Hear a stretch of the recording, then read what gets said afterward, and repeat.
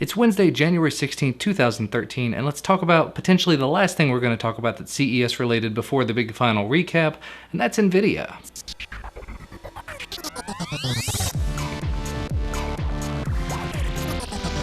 With all the negative connotation the word Nvidia has gotten in the Linux community over the last year, I really did not expect to be talking about them much after CES, and honestly I didn't expect to see half of what I saw from them at CES. Unfortunately, I don't have any actual video footage to show you. I have a few stills that I took while I was there, and there are definitely a ton of videos over on the Nvidia channel, so we'll have a link to that down in the video description where you can watch the full press conference, the unveils, and everything. But let me just very quickly sum up the things that we saw from Nvidia at CES. Not exactly related to the XDA world, but Nvidia unveiled something that they're calling Grid.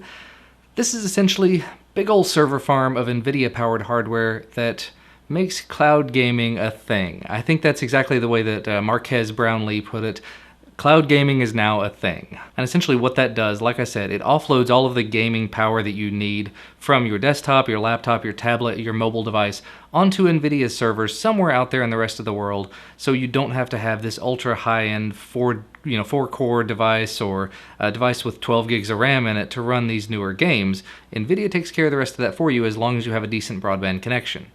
Not sure, I missed it somewhere, if they're going to be actually hosting the games or if it's going to be using games that you own. It's probably going to be a game service a la Steam, something like that, but instead of having the games on your PC like Steam does, you're going to have the games up in the cloud. Again, not exactly related to anything XDA related, just something that I thought was kind of cool and I thought merited mentioning. One of the things that really does affect us here at XDA is the Nvidia Tegra 4. Up to this point, the Tegra 3 was one of the most powerful mobile processors on the planet, and the Tegra 4 follows up quite nicely. It's still a quad-core device just like the Tegra 3, but unlike the Tegra 3, instead of having 12 graphical CPU cores, it has 72, which means exponentially better gameplay experiences, exponentially better graphical performance, just better processing power overall in terms of movies and games and anything else graphically related that you're going to do on your device that has a Tegra 4 in it. And staying in that exact same vein, why not talk about something that has the Tegra 4 in it? The one big thing, the thing that really made all of the news in terms of Nvidia's announcements was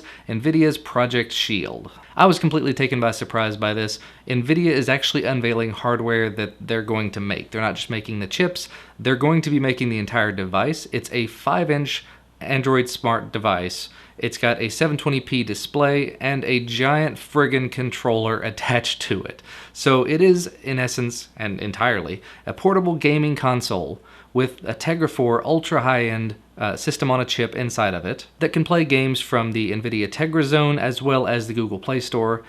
But not only that, this is the one more thing kind of thing. It can play games from your PC. If your PC is a Windows PC, at least for the time being, I didn't hear anything about them actually bringing it to other platforms, but that is, I guess, a potential for the future. If your PC, though, does have an Nvidia GTX 650 or higher, or if your laptop has a GTX 660 or higher, you'll actually be able to stream games from your PC to this little mobile device. I do say little, it's actually going to be kind of large with a big controller on it. So in addition to being able to play games from Android and from Tegra Zone, you're going to be able to play Steam games. So now that you've got that copy of Assassin's Creed 3 or of Borderlands 2 or whatever, you can play that not on your PC with your monitor and your keyboard. You can use a controller and a little 5-inch screen. Or what's even better, it has a mini HDMI output or a micro HDMI. They said that they keep changing their mind on it. I think the final device might actually have a mini HDMI on it just because it's a little bit more of a standard port. I got a couple of images of the device itself, and one of them does show the HDMI port on the back. It has a SD slot, I think it's a micro SD slot on the back. Of course it has the micro USB port for charging and for data and whatever else. And at least from where I'm sitting, it could stand to change the entire face of gaming as we know it moving forward. Because like I said, it does have that HDMI out port, so you can essentially have this entire console in the palm of your hands that you will stream out to a TV over HDMI. But even more than that, it has Miracast support. So if your TV supports Miracast or has an adapter on it for Miracast or something, you can live stream the contents of your device to the TV wirelessly, maybe the things that you're streaming from your PC wirelessly. Now that said, I don't know exactly how much data you're going to be able to do that way. You're going to have to transmit the Miracast as well as transmitting the data from the PC wirelessly, maybe transmitting the data from the game wirelessly through the Tegra zone or through the Android market or whatever. So it's probably not going to be amazing on battery life. That's one of my big concerns with it. But at the same time, that Tegra 4, it's got the same sort of power management that the Tegra 3 had. It's got a 4+1 core thing. So you've essentially got 4 CPU cores and then one that's dormant until you need it for power saving modes. Really interesting, really unique and innovative stuff. And I believe I can understand what you guys are going to say. As long as the source code does become available, we will not have a problem with it, right? Now, I'm sure there's a lot of other things I could say about the Shield, but you will find out the grand majority of the information about it from the Nvidia YouTube channel or the Nvidia website. There's tons and tons of information out there about it, things that it can do, things that it's compatible with. I mean, in theory, it's even supposed to be able to stream wirelessly to a 4K device, but I was talking with one of the Nvidia engineers who is a friend from the XDA forums, and as it turns out, it's probably not going to stream in 4K particularly well. Just the amount of data that's going to have to be sent out, it's not entirely likely that it will be able to be done, but if you're putting it out to a 1080p display, that should be doable. So I cannot wait to see this unit once it does become available. Hopefully it's at a reasonable price point.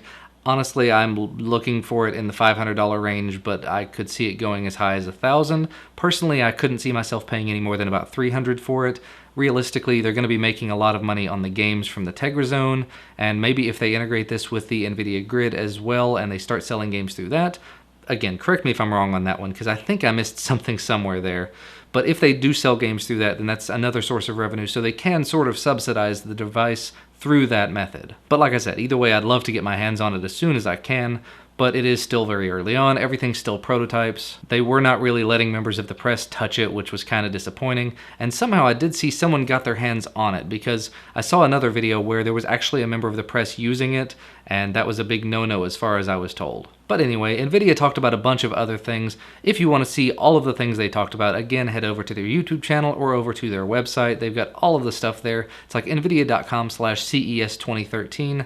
There's tons of downloadable images, and there's a full keynote presentation you can watch there, and very high quality video over on the YouTube channel, so do feel free to follow up with all of that. Let me know what you think the coolest thing Nvidia talked about was down in the comment section below. Of course, you know from me it's the Nvidia Shield, and I want it now. But I think that's going to be about all from me for today. As always, thank you so much for watching, and I will probably see you again tomorrow.